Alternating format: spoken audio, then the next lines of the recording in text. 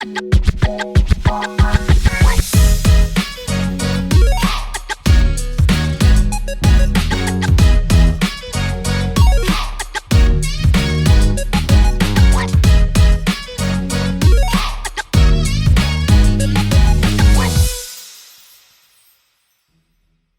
écoutez, merci d'être là pour le premier débat de cette nouvelle saison. Déjà, ça fait même pas 2 mois que les chasseurs d'immunité sont terminés, ça revient déjà. Donc, c'est reparti. Donc, avec nous, on a Zakou, Jen et Colin, que tout le monde connaît. Hein, donc, voilà, les présentations sont déjà faites. Écoutez, on va faire un truc assez classique. On va d'abord parler du casting, parce que vous savez que j'adore parler du casting. Si vous avez peut-être déjà des coups de cœur ou des gens qui vous ont un petit peu interpellé, chacun votre tour, vous allez en parler. Et puis après, on parlait des points positifs, des points négatifs. Et puis, je ne me rappelle plus, c'était winner pick et note de l'épisode. Je crois que c'était ça, la storyline à la base. Et puis voilà, donc au niveau de l'ordre, on va commencer par Colin, ensuite Jen et ensuite Zakou. C'est parti, on va commencer par le casting. Colin, toi, qu'est-ce que tu as pensé du casting? Est-ce que tu as eu des coups de cœur ou des coups de gueule? Est-ce qu'il y a des gens qui t'ont interpellé? Alors, globalement, le casting, je le trouve assez bon du peu qu'on en a vu pour l'instant. Déjà, quand les portraits sont sortis, je les avais regardés en avance et il y avait des profils assez intrigants, des gens assez atypiques, des gens aussi plus classiques, les profils Monsieur, Madame, tout le monde qu'on aime bien. Donc, ça s'annonçait plutôt bien. Et là, sur ce premier épisode, j'ai pas eu de gros coup de cœur évident comme j'avais pu avoir avec Sarah l'année dernière, dès le premier épisode. Cette année, c'est plus diffus, mais il y a quand même quelques candidats qui m'ont tapé dans l'œil. Le premier qui me semble le plus évident, c'est Jacques. Je l'avais déjà bien aimé dans son portrait, en fait, même si on nous le montrait un peu chochotte, très cliché, je sais pas, il m'inspirait quelque chose qui me donnait envie de l'aimer. Je sentais un potentiel chez lui. Et je trouve que dans ce premier épisode, il a clairement montré tout le potentiel. Il est arrivé deuxième à la natation, enfin après le naufrage, juste derrière Gustin. Il est le premier choisi par Frédéric dans son équipe. Et à la fin de l'épisode, au conseil, toute son équipe le sauce, on lui fait des super compliments, on dit que c'est un modèle, machin. Donc bon, qu'est-ce qu'on peut faire de mieux sur un premier épisode avec un portrait aussi cliché et peu amélioratif, on va dire. Donc Jacques, vraiment à la hauteur de mes attentes et j'ai hâte de voir la suite. Ensuite, je sais que ça va pas faire l'unanimité, que ça va pas faire plaisir à tout le monde, mais j'ai bien aimé Fabrice, le pleureur, mais quand même, je sais pas, je l'ai trouvé touchant. Le côté, c'est pas le premier hein, dans ce cas-là, mais le côté, je candidate depuis 23 ans, fan de la première heure, forcément ça me parle. Et le côté, j'aime bien aussi les candidats à fleur de peau, c'est pour ça que notamment j'aimais beaucoup Sarah qui était l'année dernière hyper active, hyper dans l'émotion, etc. Donc là, Fabrice, je retrouve un peu de ça.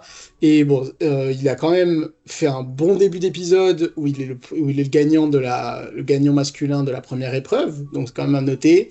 Après, effectivement, il rate son épreuve d'immunité et c'est clair qu'il s'enterre un peu tout seul en se flagellant, ouin ouin, j'ai fait de la merde, fouettez-moi. Bon, c'est un peu dommage. Mais j'ai bon espoir qu'il se révèle sur la suite, qu'il ne s'enferme pas dans ce côté trop émotif et à pleurer tout le temps et agacer tout le monde. J'espère que ça va changer. Si ça ne change pas, bon, il sortira sûrement de mon top casting, mais pour l'instant, il y est. Ensuite, je mettrai quand même un petit, comment dire, un petit bon point à Hugo, étonnamment. J'en attendais rien. C'était clairement pas un candidat que j'avais envie de revoir une troisième fois. Je trouve que c'est certes un bon gagnant, mais c'est pas un candidat passionnant. Je trouve qu'il, dans ses 2 premières aventures, il manquait beaucoup de charisme, donc j'en attendais rien. Et là, étonnamment, je l'ai trouvé bon dans son rôle de chef.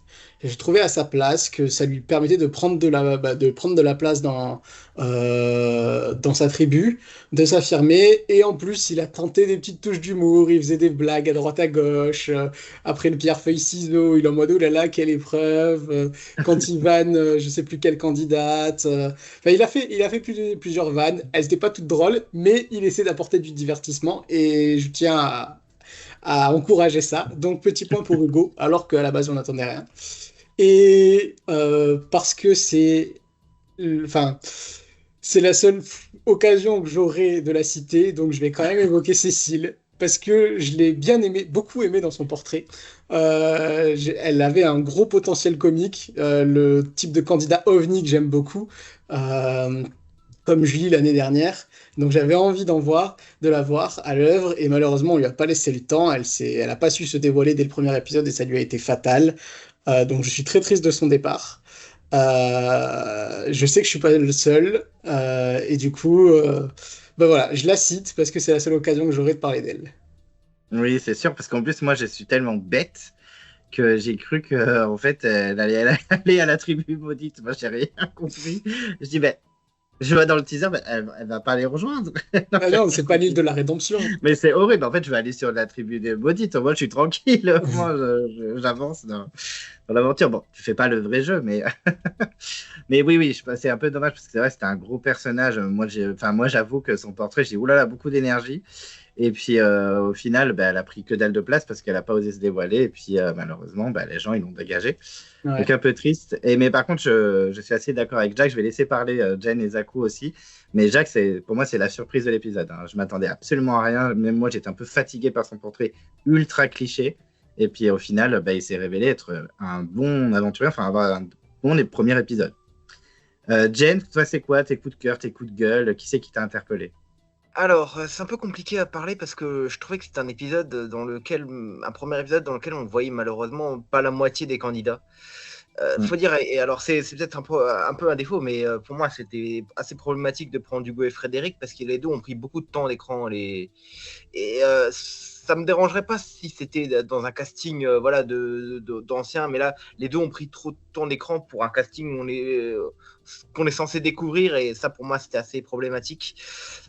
Ça ne veut pas dire que j'ai pas aimé Hugo Frédéric, hein. Je veux dire, Hugo, quand il a fait composer son équipe, je trouvais qu'il était assez marrant. C'était quelque chose que je ne m'attendais pas de lui. Et Frédéric, il avait eu aussi plusieurs interventions pertinentes. Donc voilà, rien contre les deux. J'ai trouvé qu'ils étaient tous les deux très sympathiques dans l'épisode, hein. Mais je trouvais que là, vu ce qui. Je trouve que ça ne valait pas le coup de les mettre si c'était pour manger à ce point le reste du casting. Et déjà, voilà, c'est un des trucs que j'aime pas, mais je vois pas l'intérêt de remettre deux anciens gagnants face à un casting de nouveau.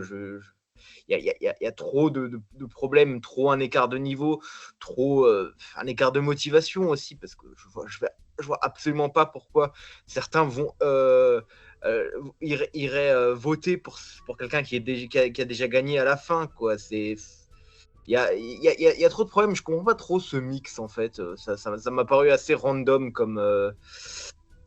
Donc, ça, sur ce principe, j'aime pas. Après, pour le casting, je dis, je dis qu'on n'a pas eu le temps de le découvrir. Il y a quand même quelques trucs assez prometteurs. Effectivement, Jacques, qui avait son portrait très cliché de danseur TikTok, et qui compare sa famille à une secte, voilà, mais ça m'a fait rigoler. Il y a aussi eu plusieurs candidats qui semblent assez sympathiques. Goustine et sa façon très particulière de parler avec sa voix grave, voilà. Et il y a voilà, même Michel qui avait un portrait mais ultra random, il a montré quelques interventions pertinentes, voilà, il y a plusieurs trucs, les candidats, même si on n'a pas vraiment eu le temps de les découvrir, il y a quand même qui ont montré Cassandre, même si bon, ce rôle de fangirl d'Hugo pourrait m'énerver, elle a un sourire sympathique, voilà, elle a un sourire qui la rend voilà, qui la rend enthousiaste, voilà, ça fait plaisir. Après, voilà, comme dit, il y avait un Harry, il y avait une Marie, une Charlotte, je les ai pas entendus de l'épisode. Et bien sûr, on va bien parler des deux personnalités qui seront un peu les deux personnalités clivantes, à savoir Fabrice et Alexandre. Je pense que c'était vraiment celle qui. C'est les deux personnalités qui m'ont donné un sentiment contrasté en mode. C'est. À un moment de l'épisode, je me suis dit, c'est quoi cette connerie? Et à un autre épisode, je me suis dit, ah, il s'est bien rattrapé. C'est le cas pour Alexandre, lorsqu'il dit direct qu'il a envie d'éliminer Hugo, pour moi c'est la pire chose à faire. Faut être subtil, il n'y a même pas eu encore de conseil d'annoncer. C'est vraiment complètement con. Et après, le fait qu'il se montre très efficace dans les épreuves, ça montre qu'au moins il n'a pas l'étiquette du stratège nul. Au moins qu'on se tape quand même un peu depuis quelques années. C'était appréciable. Ah, et en ce qui concerne Fabrice, là, son moment gros pleurnicheur où il veut bien faire comprendre que c'est de sa faute pour laquelle son équipe a perdu. Et ça, même si vraiment, il veut bien s'enfoncer lui-même. Genre, on a l'impression qu'il avait tellement envie, pas que son équipe le fasse, qu'il a essayé de le faire lui-même pour bien se charger, sans qu'on comprenne que ça agaçait plus l'équipe adverse, quoi. Ça agaçait plus l'équipe de le faire devant l'équipe adverse, c'est ça, voilà. Donc j'ai trouvé complètement con Fabrice. Et après, montrer que il a quand même tenté de s'investir pour allumer le feu, voilà. Il a montré quand même qu'il fallait pas que ça ne sert à rien de se morfondre. Ce qu'il faut, c'est un peu c'est compenser ses faiblesses. Et ça, c'est ce que Fabrice a su faire. Donc, dans le cas d'Alexandre et de Fabrice, c'était pour moi les deux personnages les plus, les plus contrastés de l'épisode. Mais voilà, c'est encore un épisode qui pour moi montrait trop peu. Donc, je peux pas dire quoi que ce soit sur. Non, mais je suis plutôt d'accord parce que c'est vrai que moi, il y a deux candidates, par exemple Maud et Marie. Mais elles ont été vraiment invisibles. Je crois qu'elles ont dit une phrase. Marie, elle a juste dit on a eu froid cette nuit. Voilà, super. Bon, après, il y a trop de candidats. Il y a 24 candidats et il y a Hugo et Fred. Donc, forcément. Elle a aussi dit qu'elle a fait les JO. Ah oui, c'est vrai, quand elle a été prise. J'ai fait les JO en fait. Je suis pas forcément d'accord avec vous, moi, sur le fait qu'on n'a pas eu le temps de voir les candidats. Je trouve que pour un lancement de saison à 24 candidats, avec deux anciens qui forcément vont prendre de la place, je trouve qu'ils s'en sont pas trop mal sortis.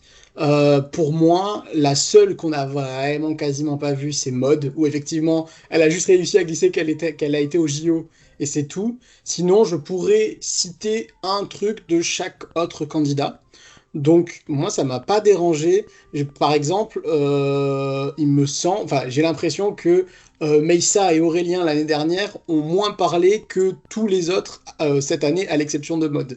Donc, je trouve qu'ils sont pas si mal tirés. On aurait pu avoir une dizaine d'invisibles complets, étant donné qu'ils sont 24.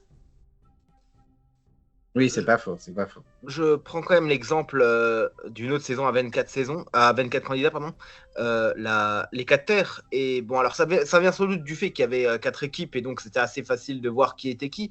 Mais là, je voyais vraiment qui était qui. J'avais réussi à identifier vraiment tout le monde. Après, les 4 équipes, bien sûr, ça a aidé. Ça, je le reconnais. Mais bon, c'est un peu pour moi un des trucs, c'est que 24 candidats, c'est trop pour moi. Ça, c'est clair. On est complètement d'accord. Là, je trouve que voilà. Mais au moins, dans les 4 terres, il y avait 4 équipes qui permettaient de bien structurer les candidats. Alors, aussi, c'était peut-être un fait, mais chacun avait des traits physiques qui les rendaient très reconnaissables les uns des autres dans l'équipe. Donc, c'était assez facile de distinguer qui était Adja, qui était Joaquina et qui était Alexandra.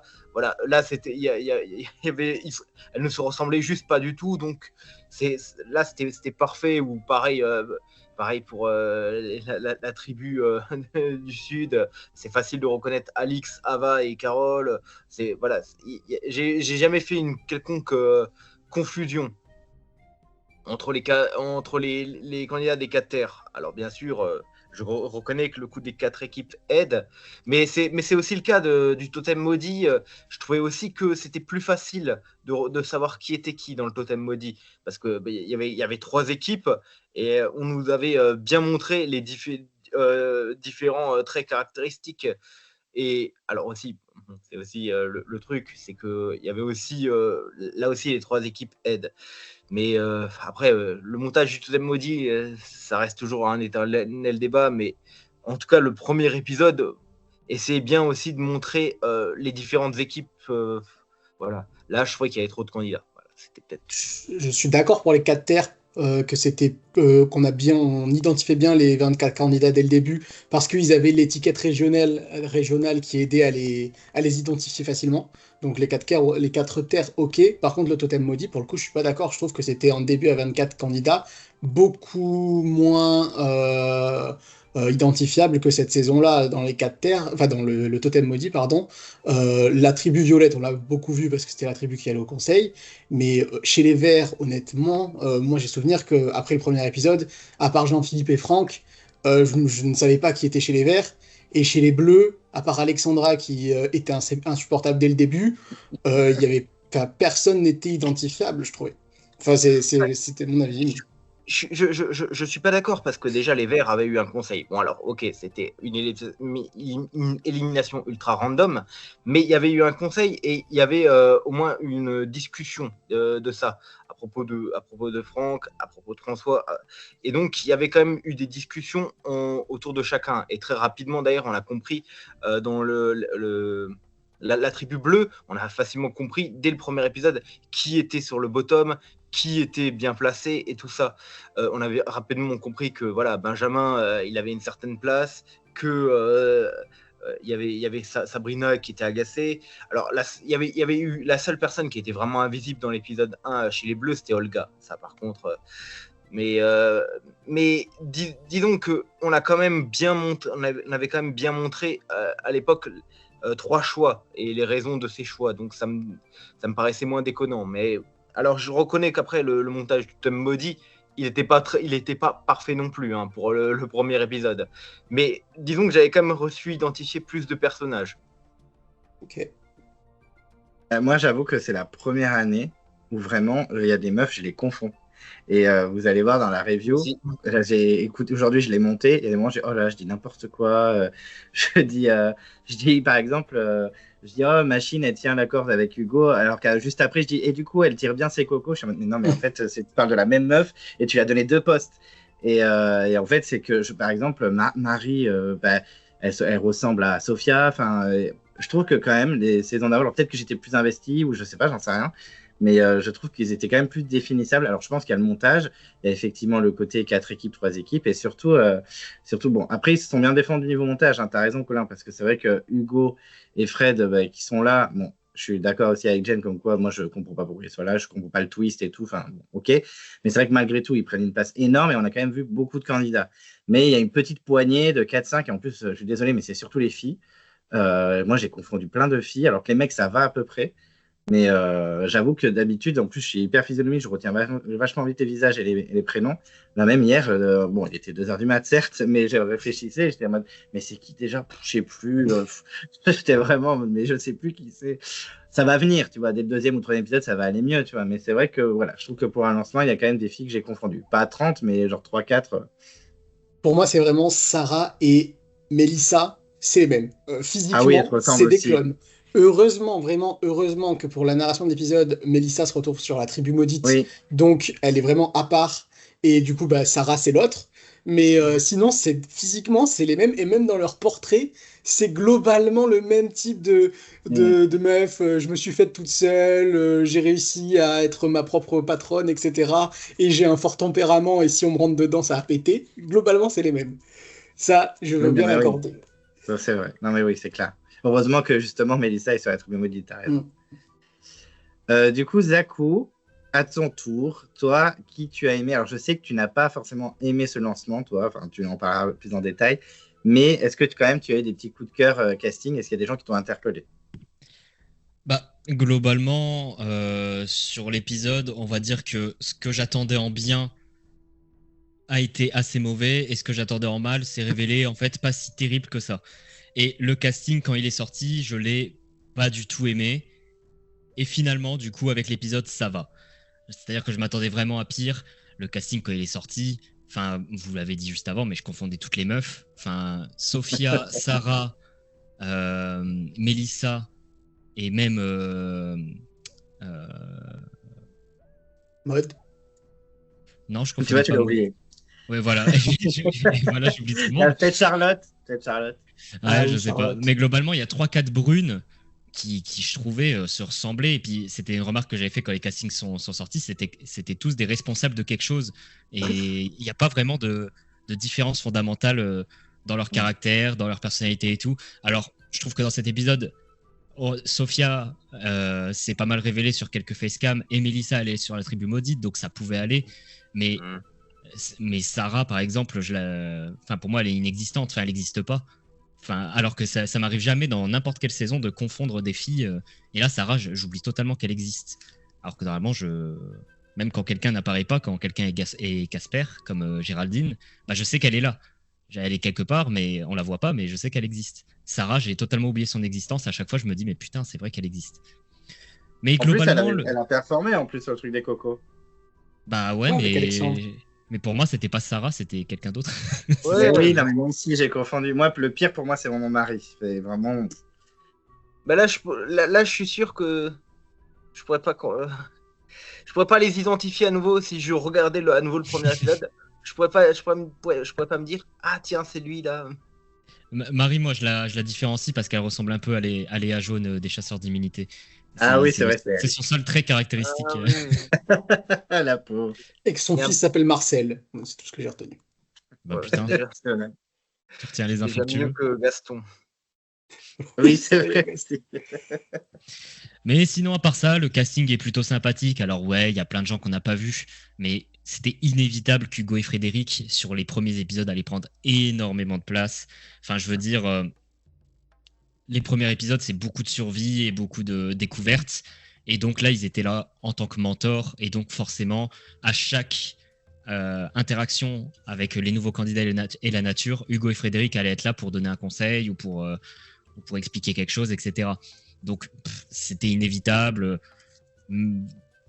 On pouvait pas s'attendre à mieux, je pense, en termes de présentation des candidats. C'était difficile.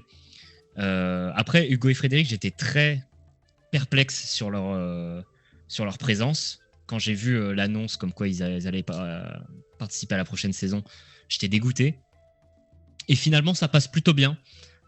C'était vraiment un truc que je redoutais, qui passe nickel, mais parce que Hugo s'affirme un peu plus, on lui donne des responsabilités, c'est la première fois, donc il est obligatoirement face caméra et ne peut plus se cacher. Donc ça le rend un peu plus intéressant, et c'est vraiment pour l'instant mon Hugo préféré de n'importe quelle saison. Et Frédéric, il est dans une position assez difficile où les gens connaissent son statut et donc il y a une position un peu ambiguë avec les candidats qui ont envie de lui demander conseil et en même temps qui se méfient un peu de lui. Donc ça les rend assez intéressants et du coup, pour l'instant, j'ai un peu hâte d'en voir plus, même si je suis toujours pas convaincu à l'idée de mélanger ancien et nouveau. Et concernant les nouveaux, j'ai pas vraiment de coup de cœur. Il y a Fabrice que j'ai détesté, évidemment. C'est le cas de beaucoup, mais après je sais que il y en a qui ont un petit guilty pleasure. Je vais citer mon ami Jean-Charles Polycrate. Quelle honte. Non, mais Fabrice, il a été un peu insupportable cet épisode, mais au moins il a un caractère. Et ça reste mieux que la plupart du casting, donc on va pas lui retirer ça. Mais c'est vrai que se morfondre à chaque instant, etc. Je pense que ça va se calmer au fur et à mesure. C'était son premier épisode. Ça faisait 23 ans qu'il s'inscrivait. Il avait vraiment envie de se justifier pour chacune de ses erreurs. Il n'a pas envie de partir, machin. Je peux l'entendre, mais je trouvais que c'était un peu abusé. Et j'ai bien aimé le fait que son équipe le remette un peu à sa place et que le groupe des 3 meufs soit en mode on va le jarter parce que s'il n'est pas capable de tenir 3 jours, qu'est-ce que ça va être dans 30 jours, quoi. Globalement, mes favoris, je dirais que c'est Michel. Je pense que Michel, il m'a bien tapé dans l'œil. Le pauvre, il a fait un début d'aventure assez difficile. Dernier à la nage, dernier qualifié sur la première épreuve, dernier choisi en tant que garçon. Enfin, vraiment, début d'aventure catastrophique. Et sur le camp, je trouvais qu'il s'intégrait bien, qu'il avait une bonne vibe. Il a bien recadré Fabrice et tout. Donc ouais, Michel, il m'intéresse. Sophia, j'ai bien aimé aussi ses facecam. Étonnamment, Lola, ça va être la perfide et en vrai, je pense que ça va être la candidate que j'adore détester. Mais elle est déjà très agaçante à se prendre pour la chef, à se mettre à côté de Frédéric et se considérer à son égal, etc. Ce qui est vrai, ils sont théoriquement tous égaux, mais c'était bizarre de la voir assise à côté de Frédéric et de donner des ordres. Alors, ça m'a bien fait rire. Emmanuel, j'ai beaucoup aimé, ça va faire plaisir à Anthony. Emmanuel, petit coup de cœur, je l'ai trouvé vraiment assez sympathique, pétillante, alors qu'au portrait, j'ai vraiment pas aimé du tout. Alexandre, il faut parler d'Alexandre, parce qu'Alexandre, il a quand même fait un début d'aventure assez particulier. C'est un peu les montagnes russes, Alexandre, parce qu'au casting, j'avais envie de le soutenir. Je soutiens toujours les stratèges un peu faibles, comme Adrien, comme Ahmad, etc. Et du coup, j'avais envie de soutenir Alexandre. Mais le fait que sa première intervention soit une intervention aussi catastrophique, ça donne pas envie de le soutenir.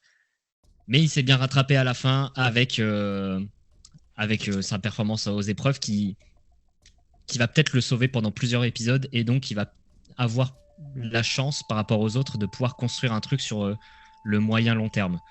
Ce qui n'ont pas eu le temps de faire Alexandre, Benjamin, les candidats comme ça, et Steve. Après, c'est à peu près tout au niveau du casting. J'ai pas le coup de cœur que tout le monde a pour Jacques pour le moment. Il est sympa et je trouve qu'il a une plutôt bonne analyse du jeu pour un début d'aventure. Mais j'ai pas un coup de cœur. Mais c'est un candidat fort du début de saison. Et ouais, Cécile, pareil, rien à foutre. Laquelle, hôtesse de l'air ou yoga? Celle qui est partie, l'autre on l'a pas vue. Hôtesse de l'air. Oh, on l'a un peu vu, Yoga Girl. Puis... Ouais, elle remporte la première épreuve, quoi. Ok, alors je pense que j'ai le même avis que Jen. Alors moi, j'ai pas un coup de cœur pour Jacques. C'est juste que c'est la belle surprise de cet épisode. Parce que vraiment, pour moi, il était au bottom du casting masculin. J'étais mais trop cliché, j'en peux plus. Enfin, on sait pas trop ce qu'il vient foutre là. Est-ce qu'il est pas là pour les réseaux? Enfin bon, j'étais un peu flemme, quoi. Et c'est vrai que quand je vois ses performances, je me dis, finalement, même s'il est un peu là pour les réseaux, franchement, il est intéressant. Donc c'est un peu, en fait, c'est même pas un coup de cœur, parce que moi, si je devais faire un top 5, là, pour l'instant, vite fait, il serait pas dedans du tout. Mais je trouve quand même, il a eu un bon départ, hein. De toute façon, ils l'ont dit, les garçons, hein, je vais pas répéter, mais franchement, il m'a agréablement surpris. Et je trouve qu'on a un peu méprisé les candidats de la tribu maudite. Personne n'en a parlé. Je vais pas donner mon avis sur eux parce qu'en fait je les trouve tous catastrophiques. J'ai vraiment envie qu'ils partent tous. J'en ai rien. Vanessa, c'est ma plus grosse déception. Nathanaël, je ne comprends pas. Je comprends pas la hype. Ok, il a l'air sympa, mais je ne comprends pas. Ilyes, je l'ai trouvé même un peu chiant sur l'épisode. Et puis Mélissa, c'est peut-être la fille qui m'intéresse le moins. Donc les candidats sur la tribu maudite, j'ai envie qu'ils restent sur la tribu maudite et qu'on les voit pas des épisodes. Oui, Jen. Ouais, alors non, c'est vraiment juste pour dire que déjà on les a pas beaucoup vus et ça aussi c'est déjà ils prenaient du temps d'écran pas forcément nécessaire. Je trouvais que c'est pour ça que j'aime pas le twist. On va suivre des candidats qui ne sont même pas vraiment dans le jeu, donc ils prennent du temps sur que d'autres candidats en jeu auraient pu prendre. Ça me saoule. Et même là, j'ai trouvé globalement de ce qu'on a vu assez insipide. Le seul truc qui est plutôt drôle, c'est l'ironie du portrait d'Ilyes qui est en mode je veux être en finale, je veux gagner des épreuves et voilà, il y a un gros contraste avec ça qui. Mais il va nous faire un parcours à la Dorian, hein. C'est sûr. Non, il va rien gagner. Je ne sais pas s'il va rien gagner, mais là en l'occurrence, disons que le voir perdre une épreuve dès le début est assez rigolo. Mais bon, même là. Je veux dire, je trouve pas que ça valait le coup. Même pour ça valait pas le coup de ce twist, quoi. J'aurais autant préféré qu'il fasse le truc à 20 candidats et qu'on laisse tomber cette idée du twist. J'avoue que pour l'instant, je suis pas convaincu non plus de ce twist. Surtout, je dis ça. Vu l'épisode suivant, là, ça semble un truc ultra alambiqué, cette tribu maudite. Donc, j'ai beaucoup de crainte pour ça. Je vais défendre un peu cette tribu maudite pour ce qu'on en a vu pour l'instant, parce que je vous trouve très dur avec elle. Moi, j'ai apprécié le fait que, pour un twist qui ressemble énormément à ce qu'on a eu en Malaisie en 2012, j'ai trouvé ça cool qu'on se retrouve avec 4 candidats qui sont pas les clichés, enfin les profils types de candidats ostracisés dont personne ne veut et du coup qui se retrouvent sur leur caillou. Comme on avait pu avoir en Malaisie, on avait les 2 doyens, la meuf pas sportive et le gars un peu bizarre. Là, on a deux jeunes qui ont l'air forts physiquement, qui le sont peut-être pas, hein, effectivement. Peut-être que Ilyes va s'avérer être un énorme flop, mais ces deux gars, s'il n'y avait pas eu la première épreuve, ces deux gars-là, ils auraient été choisis dans les premiers dans leurs équipes, Oui. c'est sûr et certain. Ok. Vanessa a l'air d'avoir un profil assez atypique. Moi, ça fait partie. J'aurais pu la citer dans mes favoris, mais on l'a pas assez vue. Mais elle a l'air d'avoir un profil assez atypique. Je suis curieux d'en voir plus. Et Mélissa, ça a l'air d'être la fille grande gueule qui peut faire le bazar. Donc, contrairement à Zakou, c'est 4 candidats que je suis curieux de voir ce qu'ils vont apporter s'ils arrivent à intégrer des équipes. Parce que il y a des chances que ce soit pas des Kleenex que on va récupérer et jeter instantanément, comme ça pouvait être le cas pour Nadine ou Elodie en 2012. Donc, plutôt positif pour ma part. Après, à voir ce que donne le twist dans les règles qui nous ont teasé là à la fin de l'épisode. Pour l'épisode prochain, ça sent pas très bon, mais on y reviendra peut-être après. Non, mais moi, le twist, évidemment, c'est une très bonne idée, le fait ce soit les derniers sur une épreuve qui a rien à voir avec du physique qui soient envoyés sur l'île. Hein. Là-dessus, aucun problème, et je suis sûr que ça va être très intéressant quand ils vont réintégrer. Là n'est pas le souci, moi c'est juste que ces 4 candidats qui m'intéressent pas pour le moment, que ce soit dans leur portrait ou alors dans ce qu'ils ont montré sur le premier épisode. C'est juste ça, peut-être qu'ils vont devenir intéressants par la suite, mais je pense que je reparlerai du twist. Pour moi, le twist c'est un point positif pour l'instant. Oui, alors oui, bon, ça sera ce sera sans doute plus exposé plus tard, mais pour moi, le problème c'est que dans Malaisie, je trouvais le twist aussi du début naze. Mais là, le problème, c'est qu'il a même pas la fonction de Malaisie. Si par exemple, s'il avait la même fonction de Malaisie, il serait effectivement un peu justifié dans le sens où lorsqu'ils gagneront une épreuve et qu'ils devront sélectionner leurs 2 candidats à prendre, bah, là, effectivement, si c'était le même twist que dans Malaisie et qu'ils devraient simplement gagner la 2e épreuve de confort pour pouvoir les intégrer dans l'équipe, ce serait intéressant sur le principe. Mais là, c'est visiblement un twist qui est basé sur le long terme et même sur le trop long terme. Parce que là, j'ai l'impression que ça va être des candidats qui risquent de ne pas pouvoir sociabiliser avec les autres, qui vont bouffer du temps d'écran sur plusieurs épisodes et les interactions avec le reste risquent d'être très limitées. Et bah, moi, c'est pas trop. Et visiblement, il y a pas mal de trucs alambiqués, comme quoi il y a certains candidats des équipes qui risquent de s'y retrouver dans cette tribu maudite. J'ai l'impression quand même que c'est pas un truc super dans l'idée, je trouve, dans l'exécution.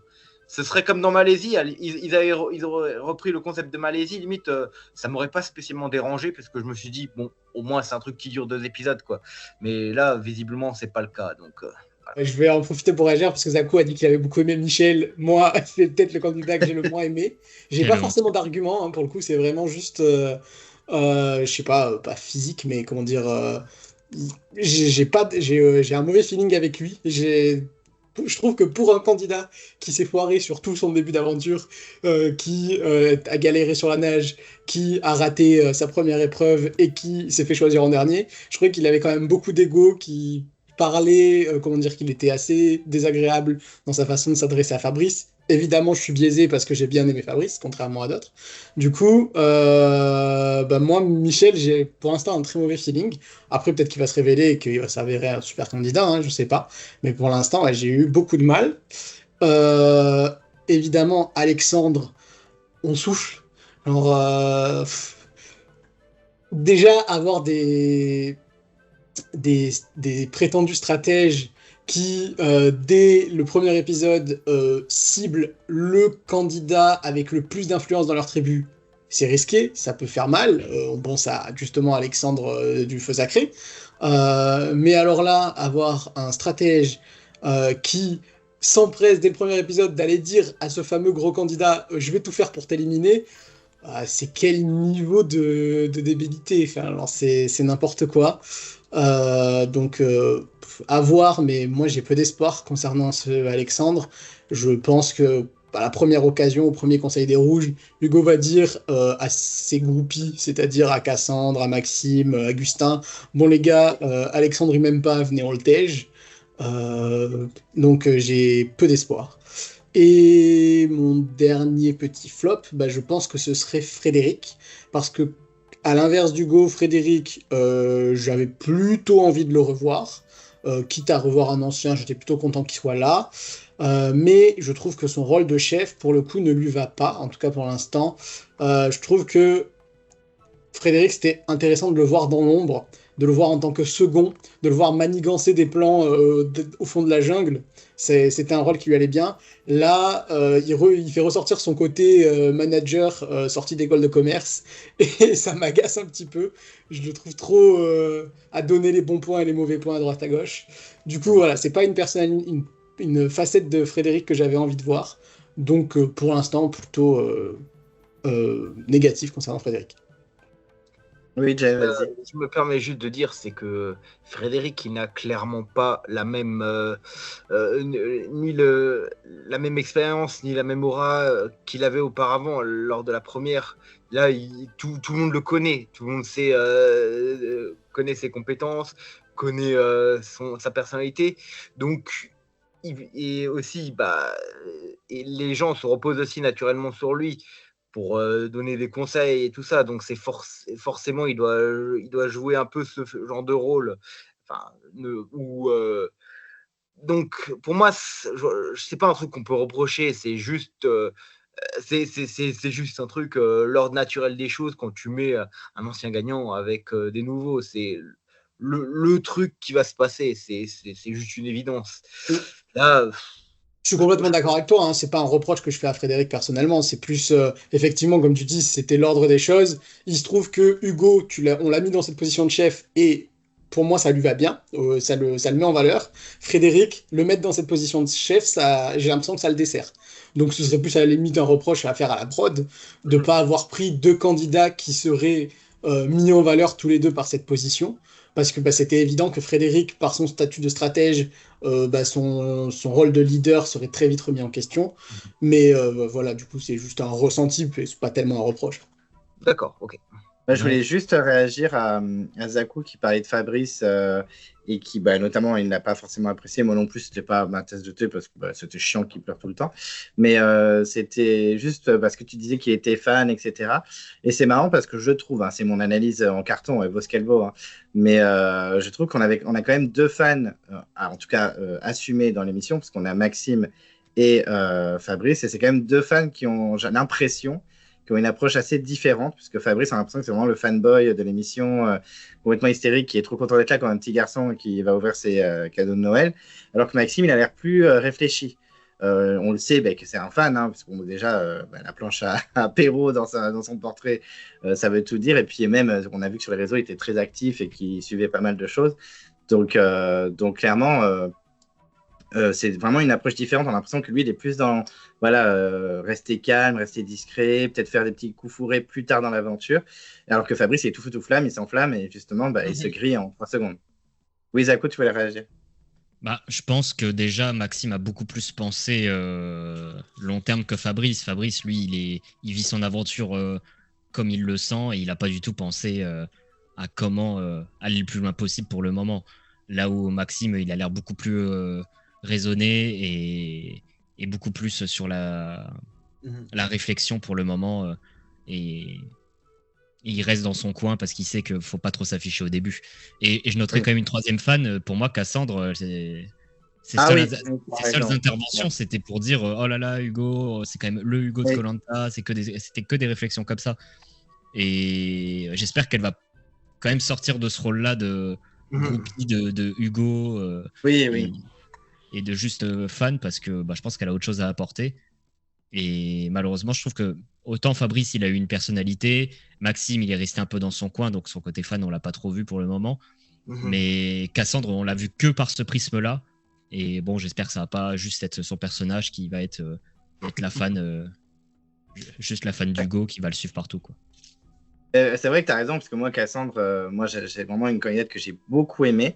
Même dans son équipe, je pense que c'est une de mes préférées. Mais par contre, le côté fangirl de Hugo, parce que c'est vrai que j'ai l'impression aussi que les candidats dans l'équipe de Fred sont vachement plus fans de Fred que dans l'équipe de Hugo, fan d'Hugo. Il n'y a pas vraiment de gros fans d'Hugo à part peut-être Cassandre. Les autres, ils sont contents qu'il soit là, ils sont contents d'avoir Hugo avec eux. Mais on a plus l'impression que là, Jacques, il est en mode c'est mon parrain, j'espère qu'il va dire qu'il est fier de moi. On a Lola qui est à côté, qui est grosse lèche-botte, voilà. On a Emmanuel qui arrête de pas dire ah, c'est trop bien qu'il y ait Frédéric. Il n'y a que Sophia qui a dit non, mais il est stratégique. Hein. Enfin, c'est un gros stratège, par contre, il peut nous la foutre à l'envers et tout. Et chez Hugo, on a Cassandre, mais le reste, ils sont contents, mais c'est pas. On a même Alexandre qui lui dit je vais te dégager. Donc, on a quand même une grosse différence, je trouve. Alors que j'aurais pensé l'inverse, moi, justement, que tout le monde était en mode Hugo. Et en fait, non, c'est plus l'inverse.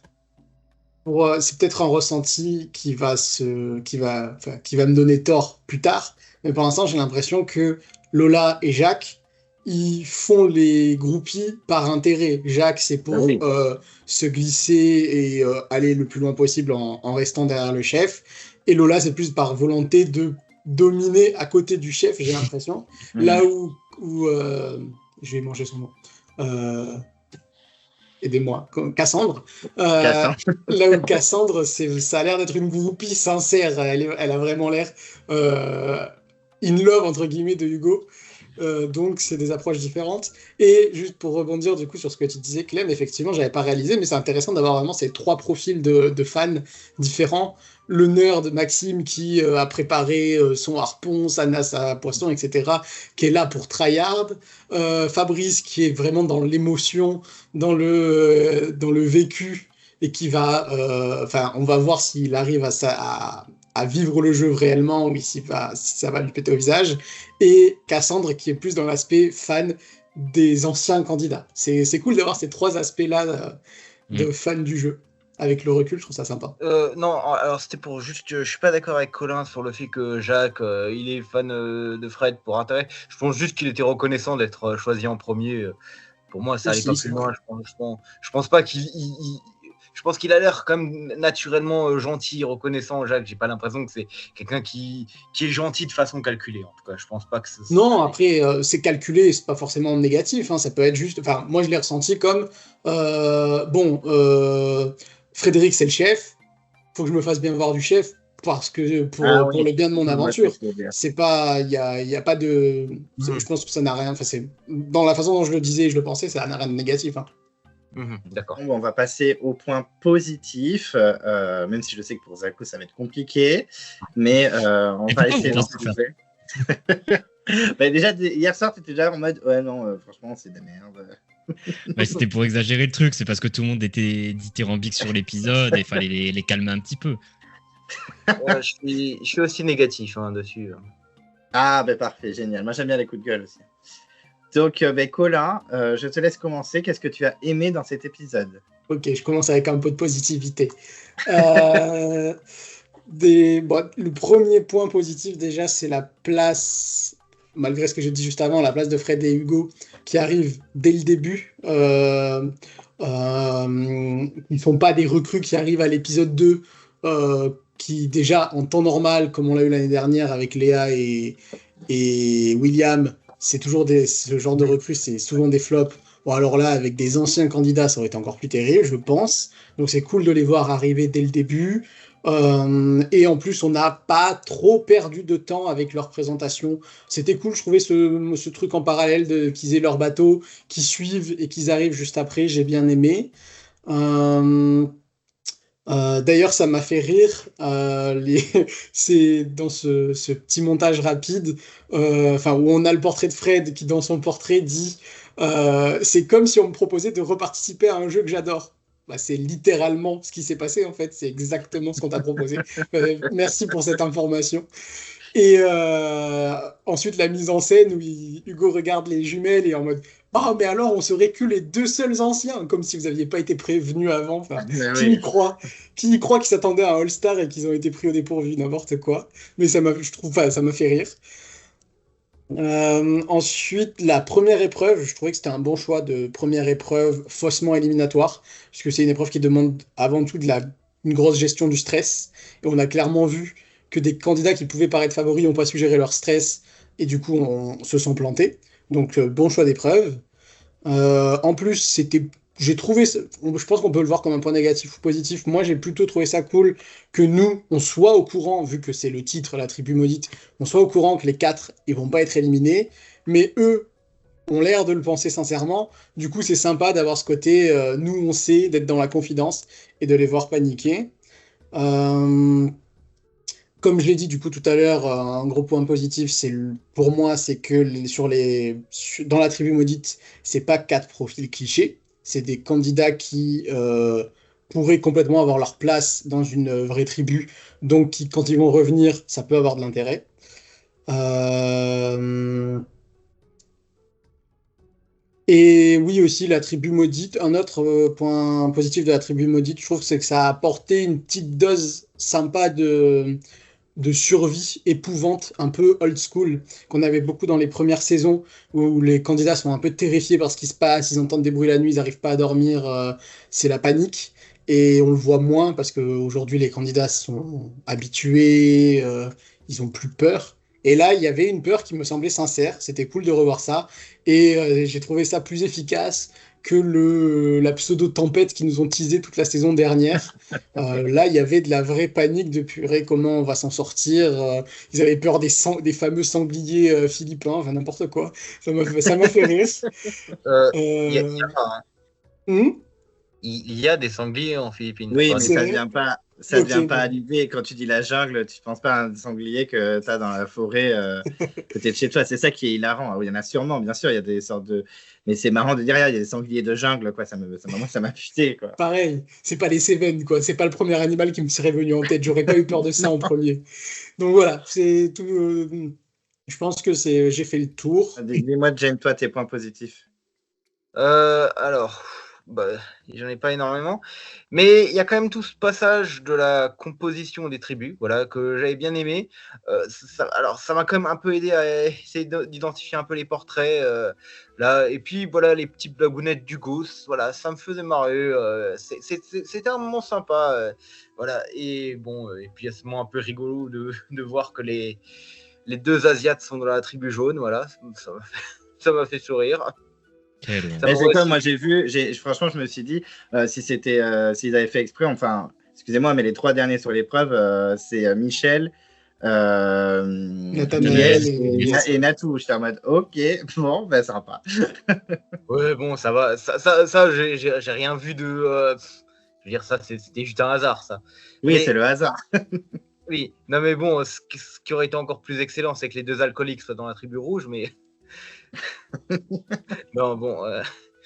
Mais voilà, ça aurait été. Ça m'a fait plutôt marrer. Voilà, les petits mots positifs, voilà, c'était le moment où je découvrais un peu certains profils du casting.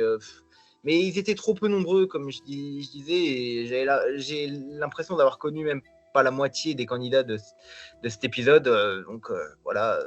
J'ai aussi apprécié que l'arc du feu, allumer le feu, soit directement accompli pour les deux équipes dès le premier épisode. Voilà, ça va pas prendre tout un bail et voilà. C'est en plus cool là. Les deux ont réussi avec une bonne technique et c'était aussi cool de voir que il y avait l'intervention comme quoi il faut pas utiliser du bois flotté pour faire du feu. C'est quand même cool qu'il y ait quelqu'un qui ramène ça parce que c'est pas tout le monde qui sait ça. Ouais, non. Ouais, alors pour le coup, je reconnais un truc là que disait Colin. Effectivement, la première épreuve, bon, je l'ai trouvée ultra confuse parce qu'il y avait trop de candidats, mais c'était effectivement une épreuve accessible à tous. Ça, au moins, il faut le reconnaître. Et l'autre truc que je reconnais, c'est effectivement que l'épreuve d'immunité était très sympa. C'est le genre d'épreuve de combinaison adresse et force que j'aime bien. Et combinaison force, adresse et travail d'équipe. Ça, j'aime bien ce genre de combinaison. Bon, l'épreuve était malheureusement très prévisible. Je veux dire, il n'y a pas un seul moment où j'ai cru que les jaunes pouvaient accomplir l'exploit. Mais voilà, c'était quand même une chouette épreuve. Voilà, et j'aime bien le fait qu'on fasse ça. Voilà, j'ai pas plus grand chose de positif à dire. Voilà. Et d'ailleurs, je voulais réagir à Colin, c'est bon, ça m'est revenu. Il y avait déjà le côté dark de la tribu maudite. C'est vrai que même au niveau de l'image, On voit que c'est un peu plus sombre et on reconnaît bien l'univers quel d'Un True Belief.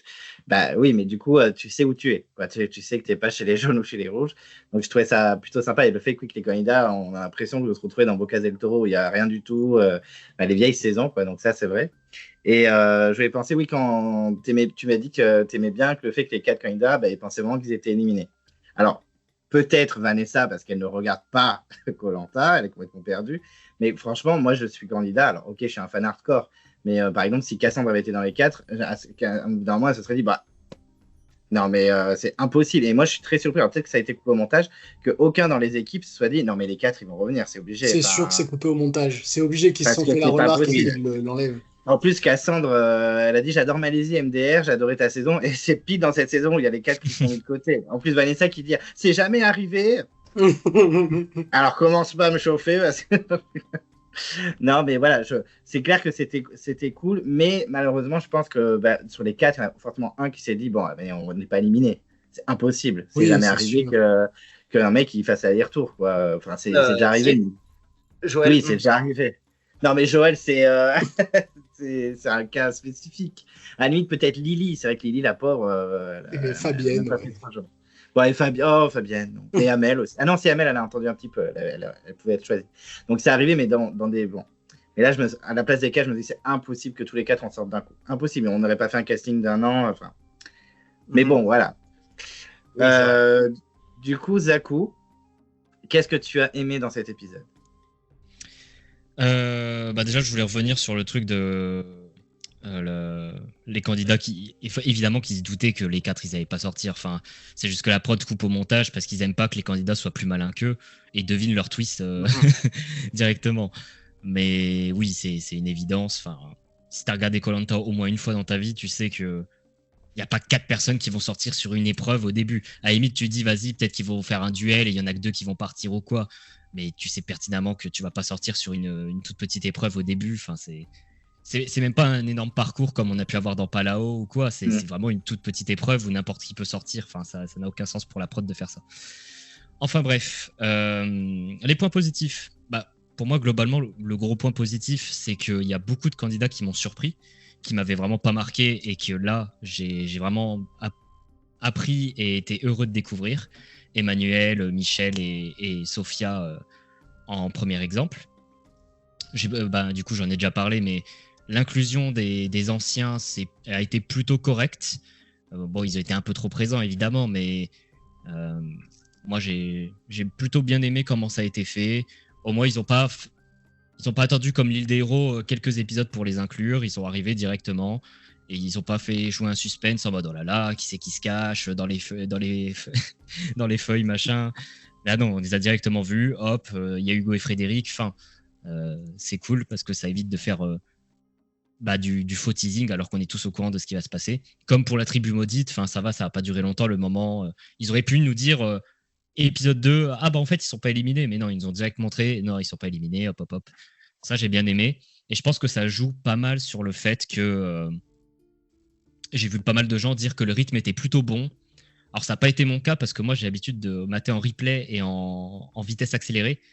Donc, j'ai pas trouvé ça particulièrement rythmé, mais je sais que c'est le cas de pas mal de gens. Donc, je tenais à le citer. Peut-être que ça viendra à la suite des épisodes, maintenant que je vais re-regarder en replay et plus en direct parce que j'en peux plus. Sinon, moi, je suis plutôt intrigué par le twist. Je sais que c'est pas le cas de tout le monde, mais moi, le twist m'intéresse bien. J'aime bien ce concept de t'es sur une île, tu sais que au bout d'un certain temps, il y a la moitié des gens sur l'île qui vont être éliminés. Tu sais pas quand ça arrive, et donc il faut t'en sortir rapidement, et pour ça, tu dois te défier en duel des gens. Moi, je trouve l'idée sympa. À voir comment c'est fait, parce qu'on a des infos un peu contradictoires. Des fois, c'est la personne qui trouve l'Anito qui va défier un candidat, et des fois, c'est l'équipe qui perd le confort, qui désigne un candidat pour le duel. Enfin, c'est encore un peu flou, cette histoire. Mais j'aime plutôt bien l'idée. Après, dans l'exécution, c'est un peu plus négatif pour le moment, mais j'en parlerai après. Et ouais, plutôt globalement surpris par le casting. Après, Comme l'a dit Jen, la partie du feu a duré pas longtemps, mais maintenant les candidats ils sont tellement habitués à connaître toutes les techniques du feu que ça n'a quasiment plus aucun intérêt de montrer le feu aujourd'hui. Enfin, les candidats ils le font quasiment tous en moins de 5 jours aujourd'hui, donc c'est plus du tout un défi, et donc c'est cool qu'il l'ait un peu accéléré. Et non, il y avait quelques relations entre les candidats et des interventions qui étaient un peu rigolotes. Hugo qui fait des blagues, mon Dieu. La seule fois où je l'ai entendu faire une blague, c'était quand il y avait Phil à l'orientation et il parlait du poignard dans le dos. Et enfin, voilà, ça faisait plaisir. Je trouvais que le casting respirait quand même la joie. Il n'y a pas eu de grosse rage, mais on a quand même eu un peu de caractère. C'est-à-dire que les candidats qui ont un peu de caractère, comme Lola, Fabrice, ils sont pas inintéressants. C'est pas des candidats que je me dis oh j'ai pas envie de les voir comme Alicia l'année dernière. C'est-à-dire que tous les candidats m'intéressent à peu près pour le moment. Évidemment il y a des Casper, mais il n'y a pas des candidats où je me dis oh putain erreur de casting. Donc ça c'est vraiment un bon point parce que c'est assez peu commun. Mais sinon ouais tout ce qui concerne l'épreuve et tout c'est plutôt dans le point négatif, donc je pense que je vais m'arrêter là. Et vous voyez j'ai des choses à dire de positif sur l'épisode. C'est vrai que moi j'étais agréablement surpris par l'attitude de Hugo et Fred. Même Fred, ça me saoulait vraiment de le revoir alors qu'on l'a vu l'année dernière en fait. Et en fait, je l'ai trouvé plutôt bien, même si c'est vrai qu'il est un peu plus. Voilà, je dis oui, je dis non, je donne des bons points comme disait Colin. Mais je trouve que ça va. C'est vrai que je comprends pas trop le twist de base, mais bon, il passe crème quand même. Le casting est pas, comme tu disais, Zakou, pas tout pourri. Il y a quand même des bons éléments. Il y a presque aucune erreur de casting, parce que même si elle est partie en first boot, je pense que même qu'on aime ou qu'on n'aime pas, elle avait quelque chose à apporter à cette saison. Et puis bon, le twist à voir. Pour l'instant, c'est vrai que c'est pas transcendant, mais on peut avoir de belles surprises. Un truc que j'ai oublié de dire, c'est pas un doyen ou une doyenne qui part en premier, c'est Céline. Cécile, pardon, elle est plutôt jeune. Bon, elle était évidemment, elle avait son caractère et elle me faisait pas mal penser à Elodie du Feu Sacré dans l'idée je suis un peu faux folle, etc. Bon, je préférais largement Elodie, mais c'est plus un profil atypique plutôt qu'un profil de faible qui part. Et je trouve ça positif. Surtout que moi, je voulais pas voir partir Emmanuel. Donc voilà, ça reste un bon point, même si ça va pas plaire à Anthony parce que c'était sa chouchoute. Et il a pleuré toute la nuit, le pauvre. En plus, c'était son anniversaire. Ouais, Doudou pour son anniv, c'est pas cool. Mais à chaque fois, c'est drama. Mais en même temps, il aime toujours les candidats qui vont. C'est sûr, ça va dégager en 3 secondes. Mais à chaque fois, l'année dernière, c'était Nathalie. Même si elle était cool, Nathalie, bon, il fallait pas s'attendre à ce qu'elle soit sur les poteaux. Quoi. Après, on peut il a des goûts de shot. Hein. Il a des goûts de shot. Hein. Je dirais pas ça. Mais puisque j'aimais bien Nathalie. Quand même. Colin, qui est le gentil du groupe. Qu'est-ce que tu n'as pas aimé dans cet épisode? Parce qu'il y a forcément des choses que tu n'as pas aimé. Ouais, alors déjà, mini point négatif. Autant j'ai dit que j'avais bien aimé le début, qui était bien rythmé entre ce qui se passe pour les nouveaux, les deux anciens qui observent, puis la composition des équipes. Enfin, d'abord l'épreuve où on est dans la confidence de ils vont se retrouver sur l'Imodite, mais ils stressent. Tout ça, c'était cool. Par contre, pendant l'épreuve où du coup les nouveaux sont en galère, les interjections de juste Hugo et Fred qui font des onomatopées en mode wow, oh là là, ça cassait complètement le rythme, mais c'était ridicule. Et je trouve que ça a participé au fait qu'on ne comprenne pas, comme tu disais, Jen, comment ça se déroule l'épreuve, parce que on avait juste machin a mis 2 boules, machin a mis 3 boules, et les interruptions de Fred et Hugo, ça aidait pas. Donc voilà, mini point négatif en termes de montage. Ensuite, j'ai pas aimé le choix d'épreuve d'immunité. L'épreuve en elle-même, le Coco Basket peut être sympa, mais je trouve que c'est une épreuve qui a de l'intérêt soit plus tard dans la phase en équipe, quand les équipes sont plus restreintes, soit en individuel, voire pour les binômes. Mais là, pour un premier choix d'épreuve d'équipe, je trouve ça naze qu'on attende d'une épreuve en équipe pour un premier épisode, c'est de voir la cohésion d'équipe. C'est pour ça que l'épreuve du flambeau, où justement le fait de devoir se passer la flamme, de porter tous ensemble le bûcher et tout, ça fonctionne bien. C'est que y a cette cohésion. Là, on avait des gens qui tiraient la corde, des gens qui marquaient des points. C'était au final de l'individuel au sein d'une équipe. Donc j'ai trouvé que c'était un mauvais choix d'épreuve, même si l'épreuve en elle-même pouvait être cool. Ensuite, gros coup de gueule pour le coup. c'est en fait, je me suis fait spoiler l'élimination. Le portrait de Cécile, c'était le seul, à mon sens, c'était le seul portrait long de la soirée. Tous les Il y autres, avait Jacques aussi. Il y bah, avait c'est Jacques ce aussi. que, c'est ce que vous m'avez dit hier soir. Bah, pour moi, il était pas suffisamment long pour que je m'en rende compte. A Mais parce qu'il priori, il y avait une. il parle de son papa, et alors que dans la version courte, il n'en Ouais, parle pas. bon, bah, du coup, c'est ma faute, hein, tant pis pour moi. Jacques, je l'ai pas capté comme un portrait long. Et du coup, il y a que Cécile où ça m'a sauté au visage. J'étais en mode, mais attends, la scène où elle fait sourire hôtesse de l'air mais sans le chignon, lol, tout ça, ça y était pas. Enfin, son portrait était beaucoup, beaucoup plus long que son portrait Puis le sur piano TF1+. aussi. Elle Le veut pas piano au aussi, piano. ça y était pas, exactement. Du coup, à partir de là, bah, en fait, sachant que juste avant le portrait, on la voyait déjà mise à l'écart, bah, j'avais plus aucun suspense, j'étais persuadé que c'était elle qui allait sortir. Et malgré tous les efforts qu'ils ont pu faire après la prod, enfin au montage, pour nous teaser, est-ce que peut-être ça va être Emmanuel, regardez, elle cherche un collier, ou est-ce que ça va être Fabrice, regardez, il s'enfonce tout seul, bah j'y croyais pas du tout, et du coup, j'avais plus de suspense. Et bah ça, forcément, ça a participé à ce qui est pour moi le plus gros défaut de l'épisode, c'est l'inégalité en termes de rythme entre le début, on va dire jusqu'à l'épreuve d'immunité, où c'était bien rythmé, on était dedans, enfin on était pris à partie en tant que complice de voilà ce qui va se passer, ça allait vite, la composition des équipes et tout ça, on n'a pas perdu de temps, c'était bien. Et après l'épreuve d'immunité, où bah, beaucoup de blabla qui ne menait à rien parce que bah, du coup je savais qu'il allait être éliminé. Donc bah, j'ai vraiment trouvé la première partie très efficace et la deuxième partie très ennuyante. D'autant plus que pour un premier épisode, autant j'ai trouvé l'épisode sympa, autant j'ai trouvé que c'était pas un super premier épisode, un épisode pilote.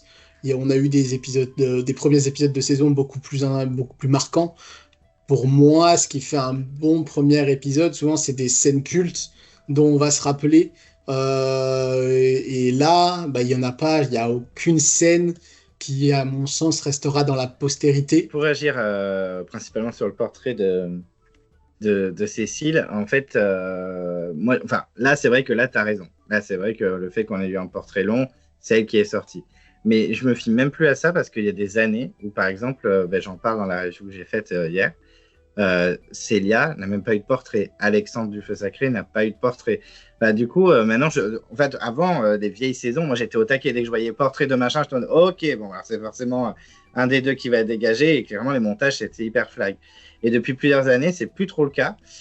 Du coup, là, tu t'es fait avoir alors que c'était le cas. Alors que clairement, moi de base, si j'avais vu ça, si j'avais fait ma même remarque que toi, je me disais, ah non, ça veut rien dire, maintenant les portraits, ils respectent rien. Bah, peut-être qu'ils ont repris la tradition. Écoute, je ne sais pas. Mais là, c'était pas juste un portrait, c'était un portrait long, quoi. Ils ont tout donné Ouais. ce qu'ils avaient sur elle. Ouais. Du coup, Ouais, il y avait tout. Il y avait tout. Effectivement, alors qu'Emmanuel, il n'y avait rien du tout. Quoi. Ouais. Jen, qu'est-ce que tu n'as pas aimé dans cet épisode? Beaucoup de choses. Alors, en fait, bon, alors déjà, ce que j'ai pas aimé, c'est le montage. Bon, alors ça, c'était évident, mais voilà, le fait que ce soit trop centré sur Hugo et Frédéric, voilà, ils ont pris beaucoup de place. Et même les quelques moments qui étaient consacrés aux candidats, c'était un peu les mêmes candidats. Fabrice et Maxime, ils ont pris beaucoup de place. Donc, il y avait trop peu de temps consacré au nouveau, et même le temps consacré au nouveau, c'était un peu toujours les mêmes. Donc ça m'a grandement saoulé. Voilà, j'aime pas le twist. Voilà, je n'aime pas le fait de faire revenir Hugo et Frédéric dans une saison de nouveau. J'aime pas cette tribu maudite qui voilà, est un twist alambiqué qui prend du temps et qui complique le jeu, mais énormément. Je trouve qu'il y a des tas de façons de mieux dynamiter le truc, par exemple en refaisant une île de l'exil comme il avait fait pour la légende ou comment il s'appelle ou le combat des héros. Voilà, c'était voilà, quitte à explorer un peu le concept des déjà éliminés, j'aurais trouvé ça un peu plus pertinent. Qu'est-ce que ouais, voilà, globalement, j'ai pas aimé le montage de l'épisode. Voilà, et surtout, bah, je trouvais que l'épisode racontait pas grand-chose, il présentait pas grand-chose, et bon, il était narrativement très pauvre. Voilà, c'était un épisode voilà, je trouvais qu'il restait pas dans les annales. généralement, un premier épisode, direct, il faut que ça te mette dans le bain. Il faut que... L'an dernier, j'avais pas aimé le premier épisode non plus, mais au moins, avec la stratégie de Steve un peu perdante, bah, je retiens ça au moins. Là, je n'aurais rien retenu. Et l'élimination de Cécile fait tellement convenu, vu qu'il y avait le choix entre l'excentrique et la vieille. Et voilà, c'est l'excentrique qui est perdu. Voilà, et même là, ça m'a plus saoulé, vu que je trouvais qu'Emmanuel était insipide au possible. Donc voilà, c'est. Voilà, c'était même pas un dénouement un peu original. Là, quand je compare au dernier, ok, là, dans le feu sacré, je disais pas que le dénouement était inédit, mais rien que pour ces moments de comédie en mode, de comédie involontaire en mode Nicolas est génial, Elena est naze, voilà, ça rendait l'épisode grand, voilà, c'était trop drôle de voir les candidats aduler Nicolas d'un côté et critiquer Elena de l'autre côté. Ça, c'était super drôle à voir. Là, le reste, malheureusement, là, il faut que, généralement, même s'il faut s'il y a un dénouement convenu, il faut compenser par un autre truc. Il faut que le premier épisode compense par soit des gros affrontements, soit voilà, des candidats très très marquants qui donnent déjà des scènes cultes. Là, je vois pas vraiment une scène culte qui va rester dans la mémoire dans cet épisode. Hein. C'est un peu le truc, et au final, bah, même à la fin, je trouvais que ouais, j'étais même pas triste du départ de Cécile, vu que bon, je me suis juste dit ouais, c'est normal. Et ça j'aime pas. En fait, je me dire juste ça, parce que au moins il y a des candidats qui peuvent être voilà des premiers éliminés évidents, mais au moins je peux être triste, comme pour Célia lors du feu sacré. Voilà, j'étais triste, elle qui avait vécu un état de casting pour être éliminée en premier. Voilà, c'était frustrant. Voilà, c'est pour ça que je trouvais voilà, le premier épisode assez mal structuré, assez mal monté, et bon, et avec un dénouement trop convenu pour qu'il soit réellement marquant. Voilà, faut envoyer plus du lourd pour moi dans un premier épisode. Et là, on va dire que toute la promesse que fait le teasing, surtout en plus, c'est que ça va être ultra centré sur le twist. Et ça c'est jamais bon signe pour moi. Je n'aime pas les twists des dernières saisons, et ça risque pas de changer avec celle-là. Non, mais c'est surtout que pour la sortie, par exemple, de Cécile, qui était pseudo-évidente, c'est qu'à un moment, je me suis dit, ils sont tous en mode, ah ouais, toi non plus, tu supportes pas Lola, tout le monde critique Lola, et personne s'est dit, bon, ben, vas-y, on fait une stratégie, on la dégage. Même si, bon, par exemple, Cécile, elle avait rien à perdre, en tous les cas, elle savait qu'elle avait une chance sur deux de dégager, donc autant aller voir, en plus, elle avait même Charlotte, qui est en l'impression de cul et chemise avec Lola, qui dit, non, mais par contre, elle prend trop de place, elle me fait peur, donc je sais pas pourquoi ils ont pas un peu plus gratté. En plus, quand je les voyais à l'eau avec Fabrice, je me suis dit, ah, peut-être qu'il va y avoir. J'ai espéré, hein, moi qui regarde souvent Survivor, je me suis dit, enfin une stratégie dès le premier épisode et tout. Je ne m'attendais pas à ce que Frédéric ou un gros candidat sorte. Je me suis dit, bah, ils peuvent virer une Lola qui fait chier tout le monde. Et puis voilà. Non, ils se laissent et puis ils se votent entre eux. En plus, Cécile n'a rien compris à la voter Fabrice. Oui, donc, mais en plus, c'est un peu ça le truc triste, c'est que on a l'impression que certains trouvent ça tellement. Voilà, c'est devenu tellement normal de voter les archétypes de First Boot que voilà, ils peuvent même plus envisager autre chose. Même Cécile et Emmanuel semblent trouver évident qu'elles vont se faire virer dès la première fois. Donc voilà, c'est. Ouais, ça me flingue. C'est comme dans les armes secrètes, il y a Sylviane qui se fait éliminer et elle dit, bah, de toute façon, moi, si j'avais été à la place, j'aurais fait pareil. On n'est pas aux Jeux Olympiques, on est là pour faire des jeux stratégiques. Si vous le savez, dans Koh-Lanta, ça arrive aussi, mais dans Survivor, il y a des meufs, mais que première image, t'es en mode, mais c'est qui elle, mais jamais va passer. Et elles vont traverser le jeu. L'exemple typique, c'est Siri. Siri, tu la vois, tu vois la maman, mère de famille, ah, je suis un peu perdu. Et maintenant, c'est une queen de Survivor. Enfin, la meuf. Bon, si je peux me permettre, même pour Sylviane, il y avait quand même le fait qu'elle avait fait perdre l'épreuve. Voilà. C'était quand même. Ouais, mais tu peux faire des stratégies derrière. Je veux dire, il y avait là, je veux dire, pour Cécile, elle avait même pas spécialement fait perdre l'épreuve. Je veux dire, ni Cécile ni Emmanuel, je veux dire, et donc elles peuvent même pas tenter de prétendre à d'autres arguments. Je veux dire, j'ai pas l'impression qu'il y avait qui que ce soit qui avait mieux foiré. Il y a comme genre Cécile semble être comme une sportive de base. Elle essaye même pas de vanter ses qualités sportives.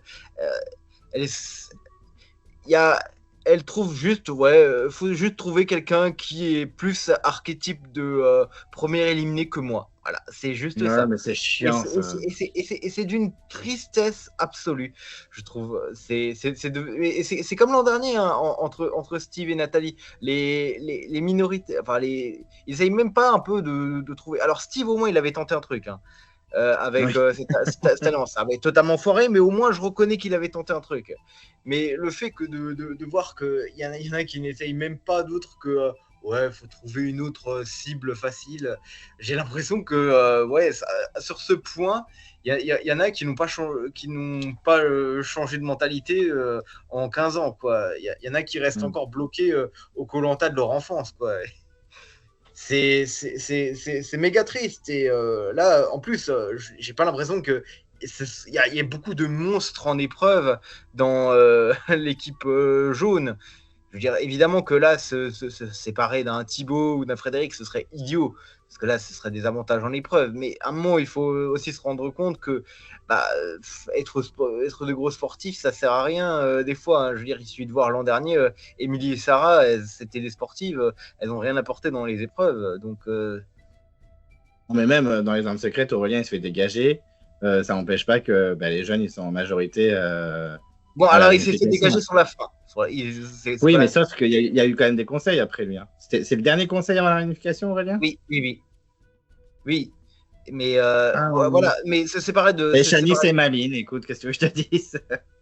Non, je trouvais pas que c'était un très bon coup me concernant éliminer Aurélien, mais si Vincent avait pas fait de la merde, ils allaient jusqu'au bout. Hein.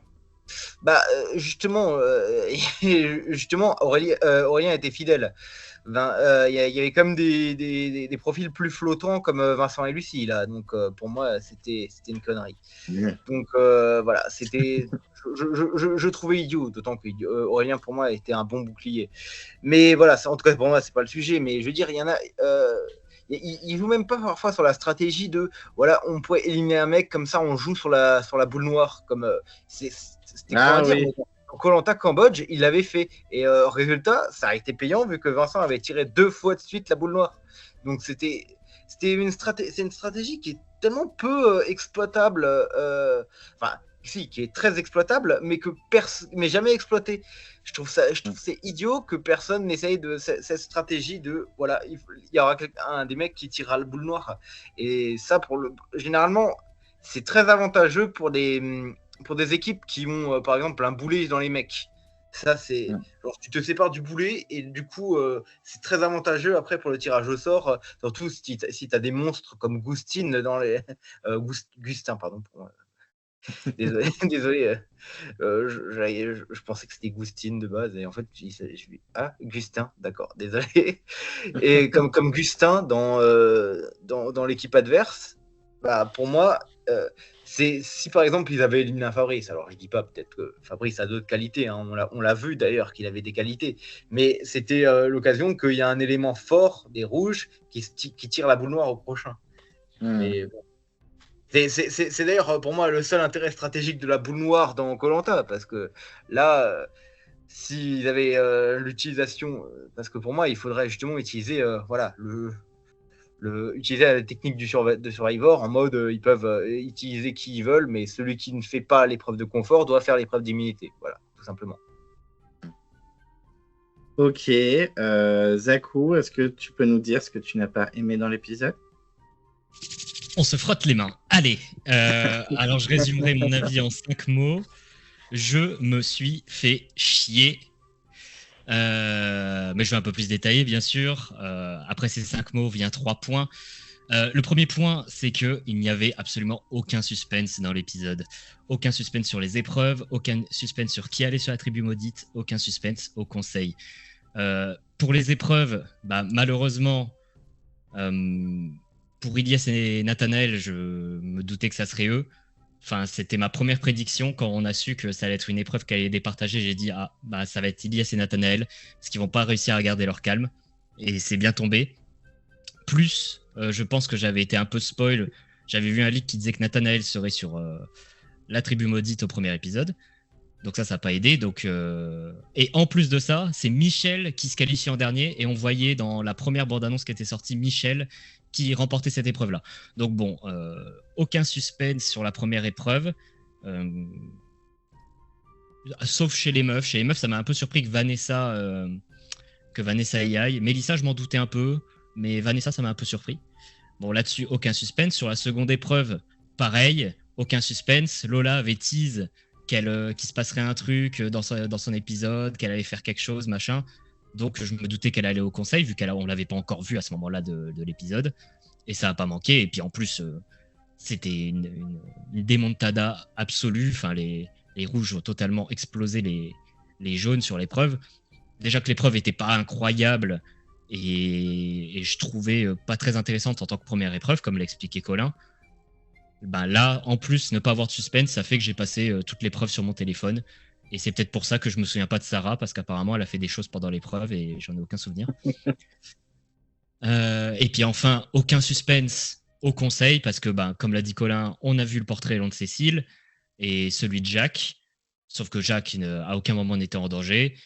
Emmanuelle, elle était montrée assez positivement par le montage en essayant, sauf à la toute fin où ils essayaient de nous faire croire à un suspense, mais avant il n'y avait rien du tout.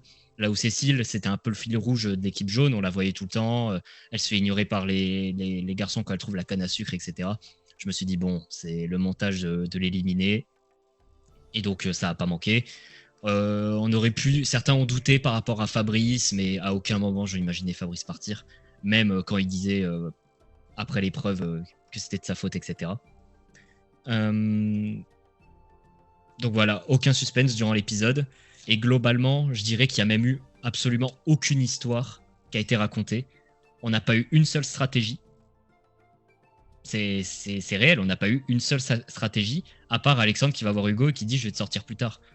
On n'a eu aucun début d'alliance, rien du tout. Même Frédéric, qu'on pouvait s'attendre à être au taquet dès le début, juste après l'épreuve d'immunité, il dit on réfléchira aux stratégies demain.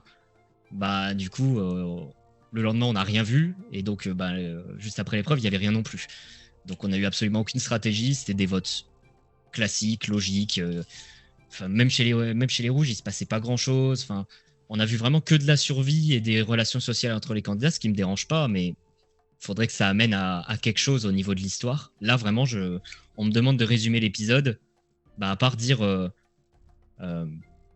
qui a gagné les premières épreuves, que les rouges ont éclaté les jaunes sur l'épreuve, et après que Cécile, elle était isolée, ils l'ont sortie, j'ai absolument rien à dire.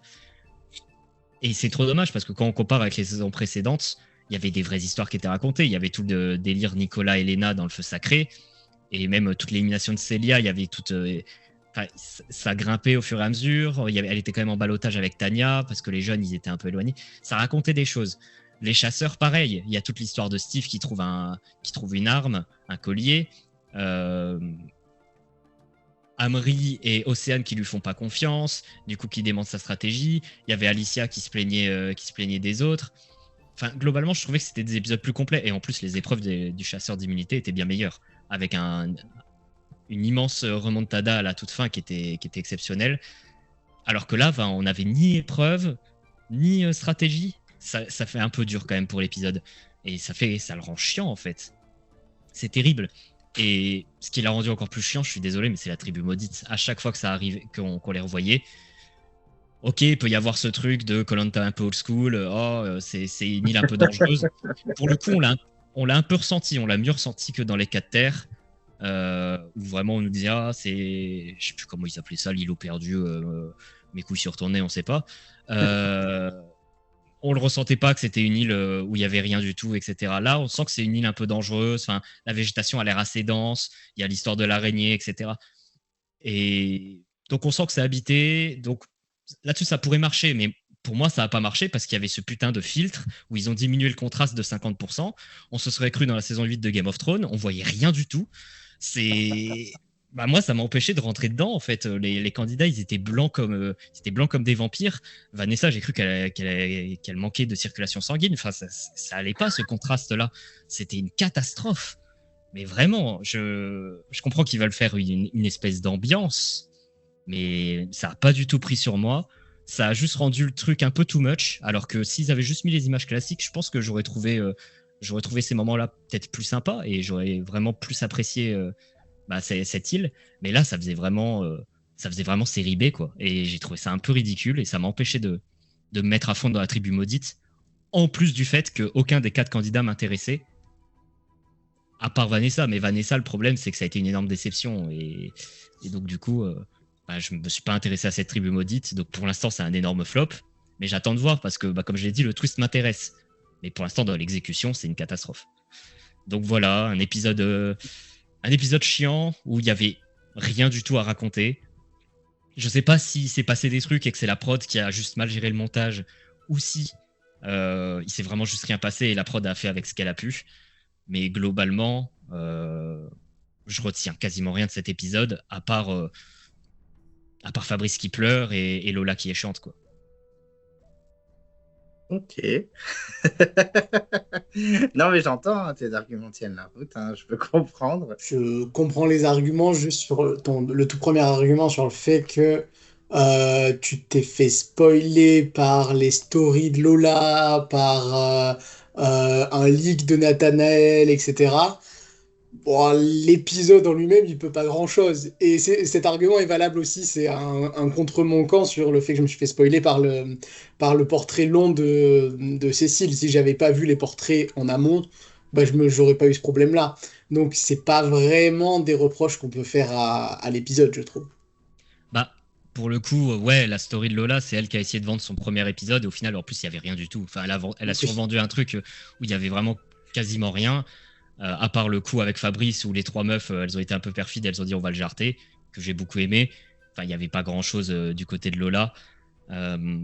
Mais ouais, pour le coup, ça c'est pas à mettre sur le dos de la prod, c'est juste que Lola elle a l'air un peu.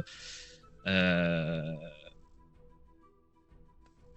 sais pas, elle a envie de. Elle a vraiment envie de beaucoup parler de sa saison et je pense que la prod elle a un peu du mal à la contenir. Donc là-dessus, aucun souci. Mais Michel qui remporte l'épreuve, première image de la bande-annonce, Michel qui remporte cette épreuve-là.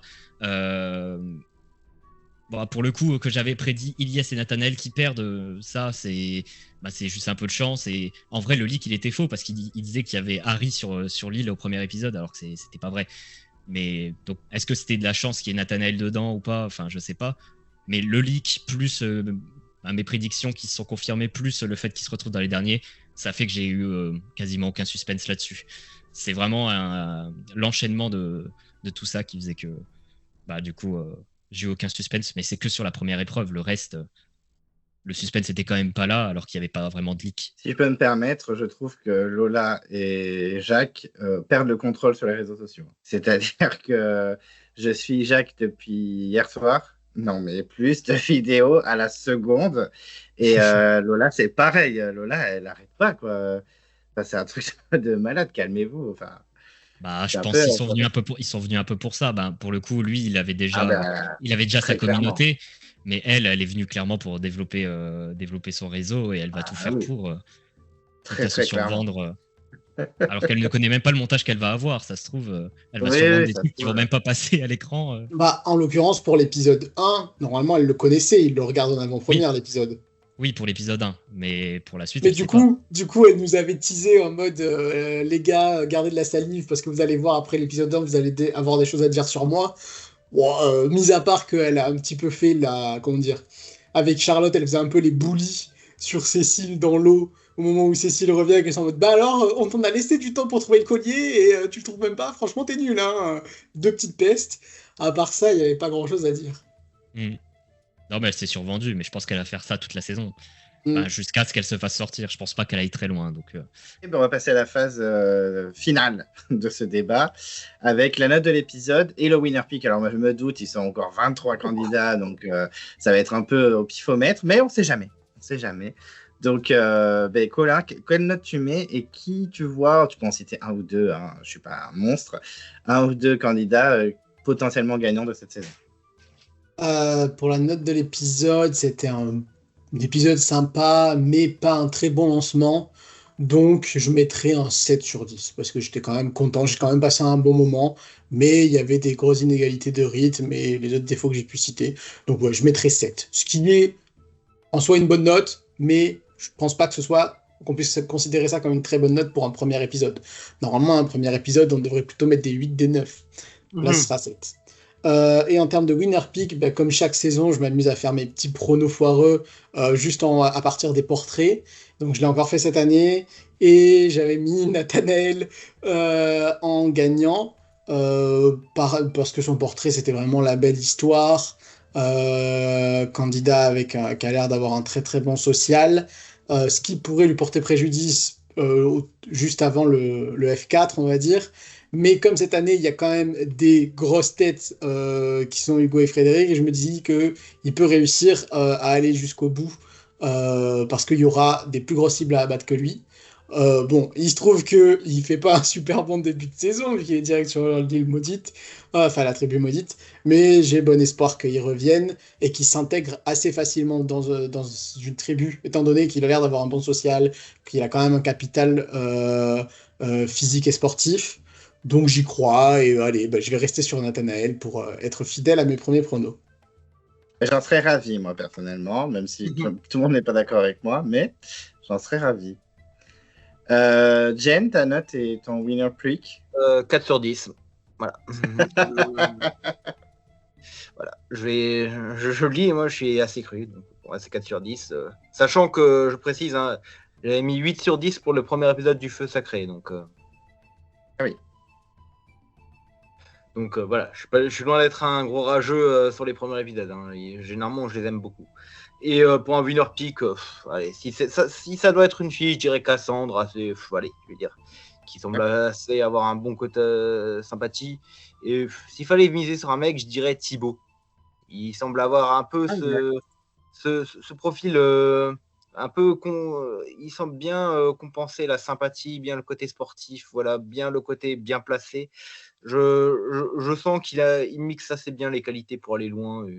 Et j'ai pas l'impression qu'il sera une menace affichée comme peut l'être Gustin. Donc, je dirais naturellement Thibaut. Thibaut, je l'imagine en Gilles ou Jean, moi. Ah, c'est possible, hein, c'est possible. Je trouve qu'il a vraiment le profil d'un mec comme ça, en fait, parce qu'on met vachement là. Bah, voilà, on imagine bien. En plus, oui, c'est vrai que Gilles est agriculteur aussi, MDR. Mais c'est vrai qu'on le voit en mode, ouais, moi, je suis pas là pour les conseils, je suis là pour la survie et tout. C'était exactement ce que faisaient Gilles et Jean. Donc, bon, soit je serais pas choqué qu'il se fasse avoir, quoi. Mais pourquoi pas? Pourquoi pas gagnant? Et Zakou? Thibaut c'est bien trouvé, j'avoue que j'y avais pas pensé. Moi comme Colin j'avais pensé à Nathanaël parce qu'il a tout, il a le parcours, il a l'air adorable. J'ai du mal à le voir se faire sortir sur un conseil.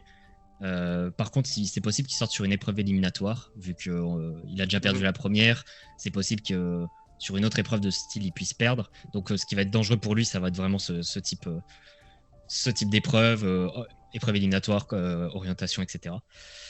Non, sinon, moi j'ai envie de dire Emmanuel, juste pour rire, parce que les winner picks c'est vraiment trop dur à faire épisode 1.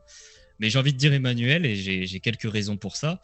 C'est que pour moi, elle a presque passé le plus dur. C'est-à-dire que vraiment, pour les doyennes, on sait que les premiers épisodes c'est toujours les plus compliqués. Et moi, je sens qu'Emmanuel, elle pourrait être choisie ou désignée pour aller sur l'île, sur la tribu maudite.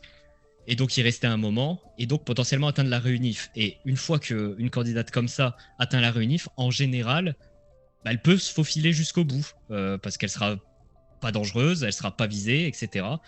Et pour l'instant, elle a plutôt un montage positif. Moi, je l'aime bien. Donc juste pour rire, et parce que c'est totalement what the fuck, comme Colin avec Julie l'année dernière, je vais dire Emmanuel. Ok, bon. Le risque, c'est que Emmanuel, elle, effectivement, t'as raison, elle pourrait aller sur l'île de la tribu maudite, y rester un long moment, mais qu'elle arrive pas à en sortir et qu'elle se fasse éliminer du coup sur l'île de la tribu maudite juste avant la réunification. Ouais, c'est le risque, mais vu qu'elle s'est plutôt bien débrouillée sur la première épreuve, je me dis qu'elle a ses chances. Elle a pas non plus une différence d'âge qui est si énorme avec les autres. C'est pas une doyenne, quoi. Je crois qu'elle a 45 ans. C'est rien du tout. Et c'est bien d'ailleurs, parce que du coup, ça uniformise un peu les âges pour les filles. Et donc, du coup, elle est pas en décalage total avec les autres. C'est pas, c'est vraiment pas au niveau des anciennes doyennes qu'on a pu avoir. Donc, je me dis qu'elle a peut-être ses chances d'aller loin. Après, c'est évidemment toujours compliqué de parier là-dessus. Mais de toute façon, vu que les winner pick premier épisode, ça veut rien dire. Bah oui, mais bon, on sait jamais. Hein. Ce serait peut-être Emmanuel, je sais pas, moi, Thibaut, Natou. Mais Thibaut, Nathanaël et Cassandre, c'est très bien pensé. Cassandre, en vrai, vu son montage, c'est possible que. Bah, moi, j'ai pensé aussi à Cassandre en winner pick. Hein. Parce qu'elle a vraiment. C'est en plus fan du Go. Enfin, je sais pas, je la vois bien aussi gagnante. Nathanaël, j'aimerais beaucoup, mais c'est vrai que bon, il faut quand même qu'il quitte l'île maudite, ce qui est moins réalisable tout de suite. Après, il peut se reprendre. Hein. Et pour la note, je vais mettre en 6. J'ai oublié de donner ma note. T'as pas mis de note. T'as pas mis de note d'ailleurs. Moi, vu que j'ai trouvé l'épisode très nul, mais j'ai pas passé un mauvais moment, donc ce sera pile 5. Bah, ça va, on s'en c'est sort. bien. 4, 5, 6, 7. Voilà. Je trouve qu'il y avait vraiment rien, mais j'ai pas passé une mauvaise soirée parce que j'étais quand même content de retrouver Koh-Lanta. J'étais content de pouvoir débrief ça avec vous le soir même et même aujourd'hui. Donc, non, un 5 parce que je pense qu'il pourrait y avoir des épisodes qui seront tout aussi mauvais et que je vais moins aimer. Et il y aura des épisodes qui seront meilleurs, etc. Donc, on commence par un 5. C'est vraiment un très mauvais premier épisode. Comme l'a dit Colin, normalement, un premier épisode, c'est minimum 7,5, 8. Mais là, il n'y avait pas grand-chose, quoi. Espérons que la saison commence doucement, mais qu'après, ça parte en flèche et qu'on ait une super saison. Il faut y croire. Oui, c'est pour ça. Moi, je me permets d'être négatif, mais en vrai, j'ai pas mal espoir pour la saison. Le casting, moi, il me plaît bien. Le casting aussi me plaît.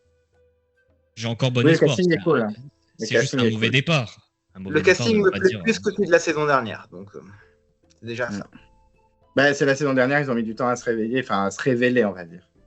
Bah même, je trouve qu'il y en a qui se sont jamais révélés. Donc, Oui, mais par exemple, la gagnante, même si je l'aimais bien au début, parce que je la trouvais choupette, elle a mis quelques épisodes avant qu'on la mettre en lumière, quoi. Écoutez, merci pour cette petite soirée, ce premier débat de beaucoup de débats, hein, parce que je ne sais pas s'il y aura 16, 17 épisodes, j'en sais rien. On verra bien, on suivra tout ça ensemble.